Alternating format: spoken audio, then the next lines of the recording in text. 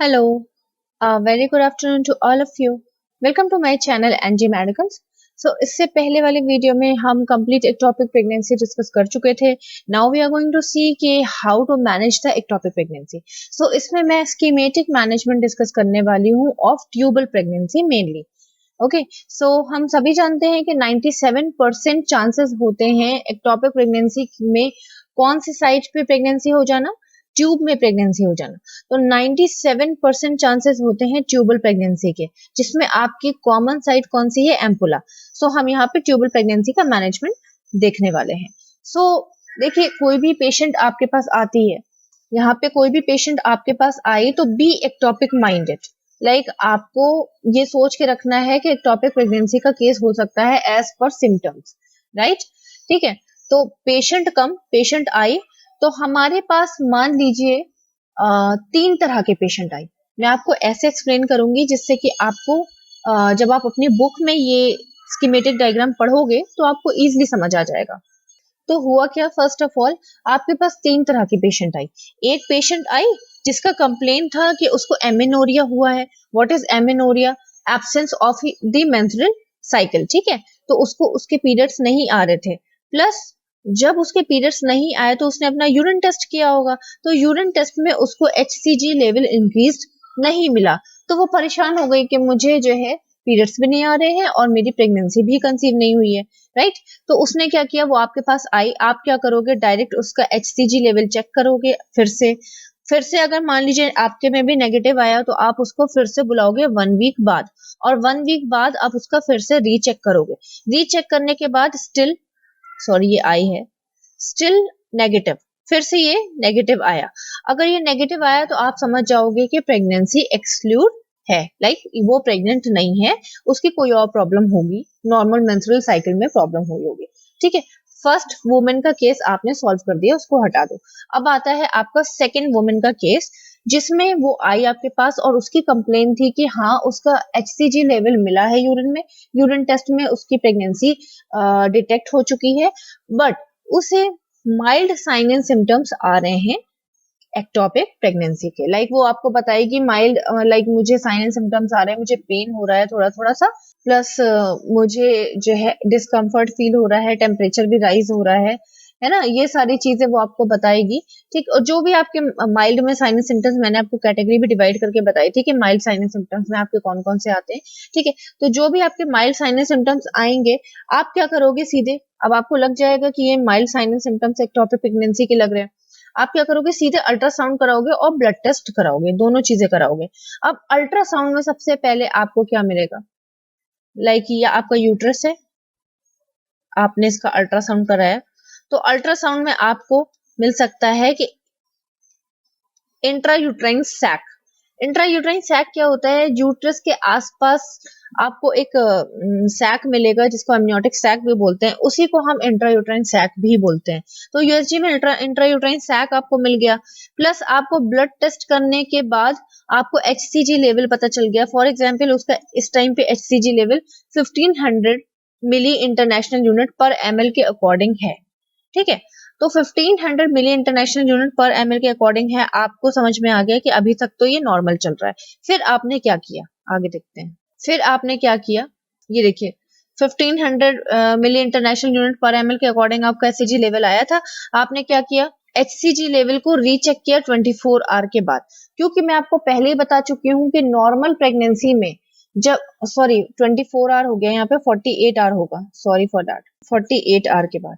मैंने आपको पहले ही बताया कि नॉर्मल प्रेगनेंसी में जब भी आप HCG लेवल चेक करोगे, जितना भी आएगा उसके 48 आवर्स के बाद वो HCG लेवल जस्ट डबल हो जाएगा. ठीक है, ये होता है नॉर्मली प्रेगनेंसी में. तो जब आपने 48 आवर के बाद चेक किया तो उसका जस्ट डबल हो गया, आपने समझ लिया कि ये तो नॉर्मल प्रेगनेंसी है. तो साइन एंड सिम्टम्स किसी और रीजन की वजह से आ रहे होंगे, ये एक्टोपिक प्रेगनेंसी का केस नहीं है. ठीक है, फिर से पीछे चलते हैं. देखिए ये वाला प्रॉब्लम सॉल्व हो गई। यहाँ पे इंट्रायूटेराइन सैक आपको मिला था, फिर आपने एचसीजी लेवल भी चेक किया था ब्लड टेस्ट के थ्रू। एचसीजी लेवल फिर 48 आवर्स के बाद आपने रीचेक किया है। रीचेक करने के बाद आपको पता चल गया है कि एचसीजी लेवल जितना था उसका डबल हो गया है। इसका मतलब ये नॉर्मल प्रेगनेंसी है, क्योंकि नॉर्मल प्रेगनेंसी में ही ऐसा होता है। फिर आ जाते हैं, आपको इंट्रायूटेराइन सैक मिला ही नहीं, एब्सेंट इंट्रायूटेराइन सैक। मैंने इसको शॉर्ट में लिखा है, आप समझ जाना, एब्सेंट इंट्रायूटेराइन सैक मिला है। तो अगर इंट्रायूटेराइन सैक एब्सेंट है तो उसके दो केस हो सकते हैं। या तो वो केस होगा एबॉर्शन का, हो सकता है कि बेबी अबॉर्ट हो गया हो, तभी एमनियोटिक सैक की वो विजुअलाइजेशन नहीं हुआ है यूएसजी में। या तो एक्टोपिक प्रेगनेंसी होगी, जिस इस वजह से आपको नॉर्मली यूट्राइन कैविटी में इंट्रायूटेराइन सैक नहीं मिला है। तो अगर एबॉर्शन हुआ तो आप एबॉर्शन का ट्रीटमेंट करोगे। मान लीजिए अगर एक्टोपिक प्रेगनेंसी का केस निकल आया, तो आपको क्या करना है? आपको करना है सीधे लेप्रोस्कोपी। लेप्रोस्कोपी क्या है? Visualisation of the internal organ through the incision of from the abdomen, right? ठीक है, तो एब्डोमेन के थ्रू हम छोटा सा होल करते हैं या इंसिशन करते हैं, कट करते हैं, और लेप्रोस्कोप अंदर डालते हैं, और उसके अंदर कैमरा लगा होता है, वो पूरे ऑर्गन को विजुअलाइजेशन कर देता है। अब इसका काम क्या है, आप यहाँ पे ये कर क्यों रहे हो? देखो, इतना तो आपको कंफर्म हो गया था कि ये एक्टोपिक प्रेगनेंसी है। अब एक्टोपिक प्रेगनेंसी है तो है कहाँ पे? क्योंकि एक्टोपिक प्रेगनेंसी की तो बहुत सारी साइट्स होती हैं। तो साइट पता करने के लिए आपने लेप्रोस्कोपी किया। लेप्रोस्कोपी में आपको पूरा यूट्रस, एब्डोमेन, सारी चीजें, सारे अंदर के पार्ट आपको दिख जाएंगे। उससे आपको पता चल जाएगा कि प्रेगनेंसी कहाँ पे है। अब लेप्रोस्कोपी के थ्रू आपको बहुत सारी चीजें भी पता चलेंगी। फॉर एग्जाम्पल, जो जहां पर भी आपका एक्टोपिक प्रेगनेंसी सिचुएटेड है, मान लीजिए यहाँ पे सिचुएटेड है, तो क्या वो 4 सेंटीमीटर से कम की मास है? मतलब जो भी एक्टोपिक प्रेगनेंसी का ये मास है, बेबी जो बन रहा है, ठीक है, उसका साइज 4 सेंटीमीटर से लेस है। पहली चीज तो आप ये देख लोगे। दूसरी चीज, लेप्रोस्कोपी आपको ये बता देगी तो कि क्या ये रप्चर हुआ है, इसने यू कह सकते हैं कि आपकी फेलोपियन ट्यूब को रप्चर किया है, फाड़ा है या नहीं फाड़ा है। ठीक है, अगर रप्चर नहीं किया है तो वो हमारे किस में आ जाएगी? अनरप्चर्ड एक्टोपिक प्रेगनेंसी के अंडर में आ जाएगी, राइट। ठीक है, तो इससे आपको ये भी पता चल जाएगा कि ब्लीडिंग नहीं हो रही है। अगर इसने रप्चर किया होता तो आपको ब्लीडिंग भी दिख जाती, बट यहाँ पे रप्चर नहीं हुआ है तो ब्लीडिंग नहीं हो रही। प्लस आपका एचसीजी लेवल आप फिर से चेक कर लोगे। अगर ये डिक्रीज हो गया, ठीक है, 1000 मिली इंटरनेशनल यूनिट पर एमएल के अकॉर्डिंग ये डिक्रीज हो गया, 1000 से कम आपको मिला, तब आप समझ जाओगे कि ये बहुत छोटा सा केस है और इसमें हम मेडिकल मैनेजमेंट दे करके एक्टोपिक प्रेगनेंसी को ट्रीट कर सकते हैं। मान लीजिए कि इसका जस्ट अपोजिट था, लेप्रोस्कोपी करने के बाद इसका जस्ट अपोजिट केस आया। मान लीजिए थोड़ी बहुत ब्लीडिंग आपको मिल गई, मान लीजिए 4 सेंटीमीटर से ज्यादा बड़ी एक्टोपिक प्रेगनेंसी का मास है अंदर, मान लीजिए एचसीजी लेवल 1000 से ज्यादा है, 1500 है, ठीक, तो यहाँ पे आप सीधे सर्जिकल मैनेजमेंट करोगे। समझ गए? तो इसमें आपने एक्सपेक्टेंट मैनेजमेंट में डिसाइड कर लिया कि हमें सर्जिकल मैनेजमेंट करना है या मेडिकल मैनेजमेंट करना है। और एक लिंक मैं आपको बता देती हूँ।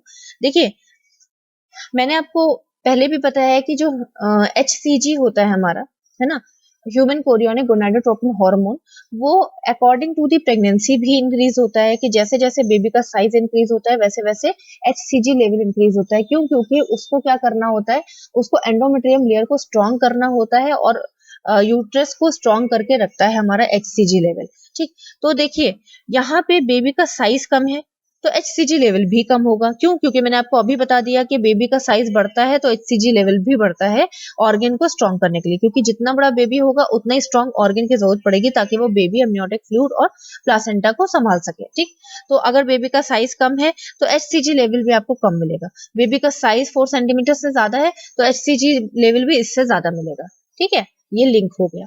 ओके, अब आप इतना तो समझ गए होंगे कि अगर ये कंडीशन आएगी तो हमें मेडिकल मैनेजमेंट देना है, इसकी जस्ट अपोजिट कंडीशन आएगी, सारी चीजें बढ़ी हुई मिलेंगी, इंक्रीज मिलेंगी, तो आपको सर्जिकल मैनेजमेंट देना है। तो मेडिकल मैनेजमेंट अगर आप देते हो तो आप क्या दोगे?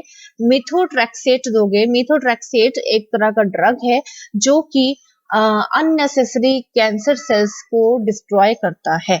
तो अगर देखा जाए तो एक्टोपिक प्रेगनेंसी में जो भी बेबी के सेल्स की ग्रोथ एंड डेवलपमेंट हो रही है वो अननेसेसरी हो रही है। क्यों? क्योंकि वो नॉर्मल प्रेगनेंसी तो नहीं है, वो एक तरह से unnecessary growth and development of the mass हो रही है, राइट। तो उसको ट्रीट करने के लिए, उसका साइज कम करने के लिए, उस सेल्स को डिस्ट्रॉय करने के लिए हम लोग मीथोट्रेक्सेट देते हैं। इसके सेल्स को, एक्टोपिक मास के सेल्स को डिस्ट्रॉय करने के लिए हम लोग मीथोट्रेक्सेट देते हैं। नेक्स्ट पोटेशियम क्लोराइड देते हैं क्योंकि ये हमारी कार्डियक मसल्स को स्ट्रॉन्ग करता है, किडनी को स्ट्रॉन्ग करके रखता है। तो कार्डियक का स्ट्रॉन्ग रहना बहुत जरूरी है क्योंकि हो सकता है कि आगे चल के हमें ऑपरेट करके निकालना पड़े, मे बी, है ना। तो उसके लिए हमारे वाइटल्स ऑर्गन का स्ट्रॉन्ग रहना जरूरी है। तो हम लोग पोटेशियम क्लोराइड देते हैं जिससे कि वो कार्डियक, किडनी, मसल्स को स्ट्रॉन्ग करके रखता है। ये हो गया आपका मेडिकल मैनेजमेंट। सर्जिकल मैनेजमेंट अगर आपको देना है, जैसे कि ये पूरा अपोजिट केस निकला तो आपने सर्जिकल मैनेजमेंट दिया, तो सर्जिकल मैनेजमेंट में आपकी 3 सर्जरी आती है। एक तो है आपकी, देखिए स्पेलिंग में चेंजेस है बस, सेल्पिंगोस, GOS लगा हुआ है यहाँ पे, सेल्पिंगोस्टमी, TOMY, सेल्पिंगोस्टमी। तो सेल्पिंगोस्टमी का मीनिंग होता है कट करते हैं हम। सेल्पिंगोस्टमी का मीनिंग होता है फेलोपियन ट्यूब में कट करना। अब ये जो फेलोपियन ट्यूब है, इसके यहाँ पे अगर मैं कट लगा देती हूँ, यहाँ पे कट, ओपनिंग कर देती हूँ, opening of the fallopian tube आप कह सकते हो, ठीक है। Salpingostomy means opening of the fallopian tube.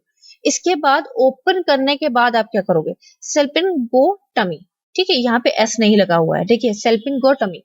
सेल्पिंगोटमी में क्या होता है, removal of the ectopic pregnancy या एक्टोपिक मास।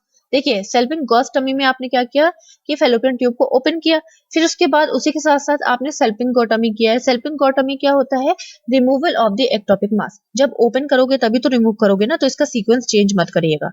सेल्पिंगोस पहले लिखिएगा, फिर सेल्पिंगो लिखिएगा, ठीक है। गॉस में आपने फेलोपियन ट्यूब को ओपन किया, गो में आपने क्या किया, रिमूवल ऑफ द एक्टोपिक मास, इस एक्टोपिक मास को रिमूव कर दिया, ठीक। और लास्ट वाली जो आपकी सर्जरी है वो है सेल्पिंजेक्टमी।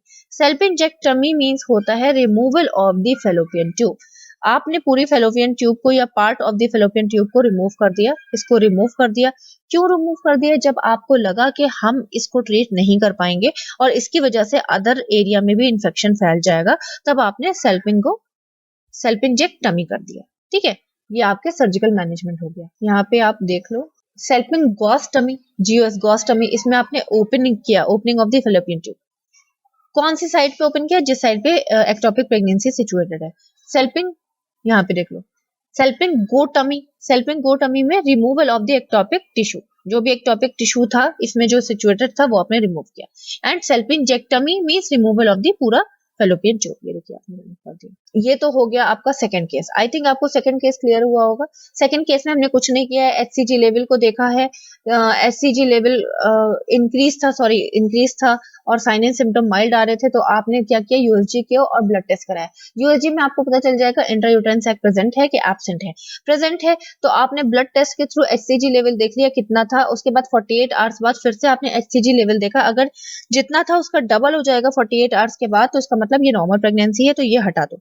फिर अगर इंट्रायूटेराइन सैक आपको मिला ही नहीं, एब्सेंट है, तो इसके 2 केस हो सकते हैं, या तो अबॉर्शन हो सकता है या तो एक्टोपिक प्रेगनेंसी हो सकती है। अबॉर्शन में भी इंट्रायूटेराइन सैक नहीं मिलेगा, एक्टोपिक प्रेगनेंसी में भी इंट्रायूटेराइन सैक उसके अंदर नहीं मिलेगा। तो अबॉर्शन आपने किया, उसका ट्रीटमेंट आप कर दोगे अगर अबॉर्शन का केस आया है। और अगर एक्टोपिक प्रेगनेंसी का केस आया तो आप लेप्रोस्कोपी करोगे। लेप्रोस्कोपी क्या है, हम लोग visualisation of the internal organ करते हैं by the incision of the abdomen. Abdomen में एक कट करके लेप्रोस्कोप कैमरा अंदर डालते हैं और पूरे को विजुअलाइज करते हैं। उससे आपको पता चल जाएगा कि क्या अंदर ब्लीडिंग हो रही है, एक्टोपिक प्रेगनेंसी है तो है कहाँ पे, और अगर है तो कितनी बड़ी है, 4 सेंटीमीटर से कम है कि नहीं है, ठीक है। उसी हिसाब से आपका HCG लेवल 1000 से कम है कि नहीं है। ये अगर सब चीज कम है तो आप मेडिकल मैनेजमेंट करोगे, जिसमें आप मीथोट्रेक्सेट दोगे। मीथोट्रेक्सेट का काम क्या है, अननेसेसरी टिश्यूज को डिस्ट्रॉय करना। तो एक्टोपिक प्रेगनेंसी की जो टिश्यू है, जो बेबी बन रहा था, उसको डिस्ट्रॉय कर देगा। और पोटेशियम क्लोराइड क्या कर रहा है कि आपके हार्ट मसल्स को और किडनी मसल्स को स्ट्रॉन्ग करके रख रहा है। उसी तरह से जब मेडिकल मैनेजमेंट आपका फेल हो जाएगा या फिर आप मेडिकल मैनेजमेंट नहीं दे पाओगे, तो आप सर्जरी दोगे। सर्जरी में आपका सेल्पिंगोस्टमी आ जाएगा। सेल्पिंगोस्टमी क्या है, opening of the fallopian tube, जहां पे एक्टोपिक प्रेगनेंसी है वहां की opening of the fallopian tube, ठीक है। देन सेल्पिंगोटमी में removal of the ectopic pregnancy. And salpingectomy removal of the complete fallopian tube. जब आप इन 2 सर्जरी से मैनेज नहीं कर पा रहे हो तो आप पूरा फेलोपियन ट्यूब ही निकाल दोगे। अब आ जाओ थर्ड केस में। मैंने आपको बताया था ना 3 वोमेन आई है। फर्स्ट वोमेन का केस समझ आ गया, सेकंड वोमेन का केस समझ में आ गया। अब थर्ड वोमेन क्या कर रही है, इन्होंने बोला है कि इनकी एचसीजी लेवल भी इंक्रीज है, यानी कि ये प्रेग्नेंट है और इनको बहुत सारे सीवियर साइन सिम्टम्स आ रहे हैं। तो सीवियर साइन एंड सिम्टम्स में इंक्रीज द पेन लेवल हो जाएगा, बहुत ज्यादा उनको पेन हो रहा होगा, प्लस उनके वजाइना से ब्लीडिंग दिख रही होगी आपको, प्लस उनका टेम्परेचर भी हाई होगा, राइज होगा, एंजाइटी होगी, है ना, ब्लड प्रेशर कैसा होगा, डिक्रीज हो चुका होगा और पल्स रेट इंक्रीज हो चुकी होगी। ये हो गए severe sign and symptom. Severe sign and symptom जैसे ही आप देखोगे तो आप लेप्रोस्कोपी एंड लेप्रेक्टमी दोनों करोगे। लेप्रोस्कोपी मैं आपको बता चुकी हूँ कि आप उसके एब्डोमेन को कट करोगे, लेप्रोस्कोप सेंड वो उसके अंदर सेंड करोगे और पूरे को विजुलाइज कर लोगे कि कितनी ब्लीडिंग हो रही है, रप्चर एक्टोपिक प्रेगनेंसी हो गई है। क्योंकि सीवियर साइन एंड सिम्टम तभी आएंगे जब वहां पे एक्टोपिक प्रेगनेंसी रप्चर हो जाएगी, वो फैलोपियन ट्यूब को फाड़ देगी, ठीक है। रप्चर हुई है कि नहीं हुई है, ये सारी चीज आप देखोगे। फिर लेप्रेक्टमी क्या करोगे, लेप्रेक्टमी में आप क्या करते हो कि अंदर इंस्ट्रूमेंट डाल करके क्या करते हो कि वो जो अननेसेसरी मास जो कि रप्चर कर चुका है उसको निकालने की कोशिश करते हो। जब आपका लेप्रेक्टमी फेल हो जाएगा, जब आप अननेसेसरी मास को निकाल नहीं पाओगे, तो आप सीधे सीधे सेल्पेंजेक्टमी या सेल्पेंजाइटिस कर दोगे। यहाँ पे टमी भी होगा, या सॉरी यहाँ पे मिस्टेक हो गया है, PINGITIS,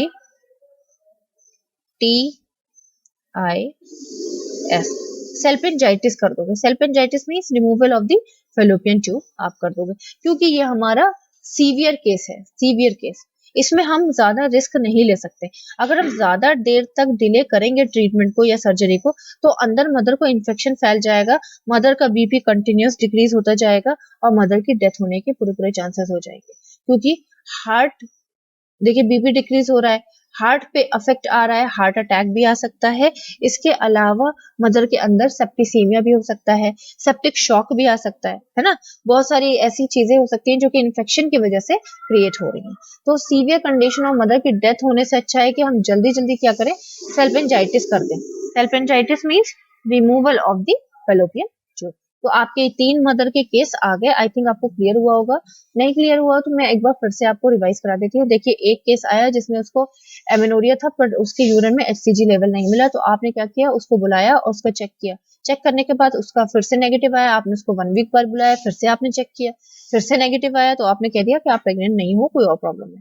सेकेंड वुमेन आई जिसने बोला कि देखिए मैं प्रेग्नेंट हूँ, एचसीजी लेवल मेरा यूरिन में मिला है, बट मुझे अजीब से प्रॉब्लम हो रही है, जैसे कि मुझे पेन होता चला जा रहा है, पेन हो रहा है, देन मुझे फीवर भी कभी कभी आ रहा है, ठीक, ये सारी चीजें हो रही हैं, ठीक। तो इसमें आप क्या करोगे, यूट्राइन आप ये बताओगे कि टेंडरनेस भी है, सॉरी सॉफ्ट है उनका यूट्रस, ये सारी चीजें आप डायग्नोस्टिक वैल्यूएशन के बेसिस पे आप चेक करने के बाद आप अल्ट्रासोनोग्राफी और ब्लड टेस्ट दोनों कराओगे। अल्ट्रासोनोग्राफी कराओगे ये देखने के लिए कि जो यूट्रस की कैविटी है उसके अंदर इंट्रा यूट्राइन सैक मिला है या नहीं मिला है। अगर मिला है तो ब्लड टेस्ट में एचसीजी लेवल कितना आया है, जितना भी आया है ठीक है, यहाँ तक नॉर्मल है। इसके बाद आपने 48 आवर्स बाद फिर से ब्लड टेस्ट में एचसीजी लेवल चेक किया, अगर वो डबल हो जाता है तो इसका मतलब उनकी नॉर्मल प्रेगनेंसी चल रही है, कोई और प्रॉब्लम है, सिम्टम्स क्यों आ रहे हैं ये आप बाद में डिटेक्ट करोगे, ठीक है। अगर मान लीजिए इंट्रायूटेरिन सैक ही नहीं मिला, एब्सेंट है, तो उसके 2 केसेस आ सकते हैं, या तो एबॉर्शन हुआ होगा जिस वजह से उसके इंट्रायूटेराइन जो एमनियोटिक सैक है वो नहीं मिला, नहीं तो एक्टोपिक प्रेगनेंसी का केस हो सकता है। अगर अबॉर्शन हुआ है तो आप उसके अबॉर्शन का ट्रीटमेंट दोगे, एक्टोपिक प्रेगनेंसी हुआ है तो आप एक्टोपिक प्रेगनेंसी का ट्रीटमेंट दोगे। हम यहाँ पे एक्टोपिक प्रेगनेंसी पढ़ रहे हैं तो हम उसी का ट्रीटमेंट डिस्कस करेंगे। फॉर एग्जाम्पल आप क्या करोगे, लेप्रोस्कोपी करोगे। स्कोपी मीन्स होता है विजुलाइजेशन। लेप्रोस्कोप एब्डोमेन में कट करके अंदर डालोगे और पूरे ऑर्गन को विजुलाइज कर लोगे, जिसमें आपको पता चलेगा कि ब्लीडिंग नहीं हो रही है, जो भी एक्टोपिक प्रेगनेंसी वो फैलोपियन ट्यूब में है और उसका जो साइज है वो 4 सेंटीमीटर से कम है, और एससीजी लेवल जब चेक करोगे तो 1000 से कम मिलेगा, ठीक है। तो आप समझ जाओगे कि ये ज्यादा सीवियर केस नहीं है, तो हम इसे मेडिकल मैनेजमेंट के थ्रू मेंटेन कर सकते हैं या रिमूव कर सकते हैं एक्टोपिक प्रेगनेंसी को। तो आप मिथोट्रेक्सेट दोगे। मिथोट्रेक्सेट का काम क्या है, जो भी एक्टोपिक प्रेगनेंसी का जो भी मास बन रहा है उसको डिक्रीज करेगा और पोटेशियम क्लोराइड आपके हार्ट मसल को स्ट्रॉन्ग करके रखेगा कि कोई भी इन्फेक्शन अगर फैल भी जाता है तो आपके हार्ट अटैक ना आए। देन अगर इसका जस्ट अपोजिट केस मिलेगा तो आप सर्जिकल मैनेजमेंट करोगे, जिसमें आप सेल्पेंगोस्टमी करोगे। सेल्पेंगोस्टमी क्या होता है, opening of the fallopian tube. सेल्पेन, फिर उसके बाद करोगे सेल्पेंगोटमी। सेल्पेंगोटमी क्या होता है, removal of the ectopic tissue. Then जब ये दोनों फेल हो जाएंगे तो आप सेल्पेंजेक्टमी करोगे, ठीक है। तो सेल्पेंजेक्टमी क्या होता है, रिमूवल ऑफ द आपका पूरा फैलोपियन ट्यूब। दूसरे केस में क्या आया, वो थर्ड केस में क्या आया कि उसको सीवियर साइन एंड सिम्टम्स आ रहे थे, प्रेग्नेंट थी और सीवियर साइन एंड सिम्टम आए थे। इसमें आपने लेप्रोस्कोपी लेपेक्टमी दोनों किया। लेप्रोस्कोपी में आपने क्या किया, स्कोपी में विजुअलाइजेशन अंदर का सारा देख लिया। लेपेक्टमी में आपने क्या किया, जो भी site of the ectopic pregnancy थी उसको आपने रिमूव करने की कोशिश की। जब आप फेल हो जाओगे रिमूव करने के लिए तो आप क्या करोगे, सेल्फिंजेक्टमी करोगे। सेल्फिंजेक्टमी क्या है, removal of the fallopian tube. Thank you so much. I think आपको क्लियर हुआ होगा। अगर क्लियर नहीं हुआ है तो you can ask me in comment box, और till then bye bye, take care.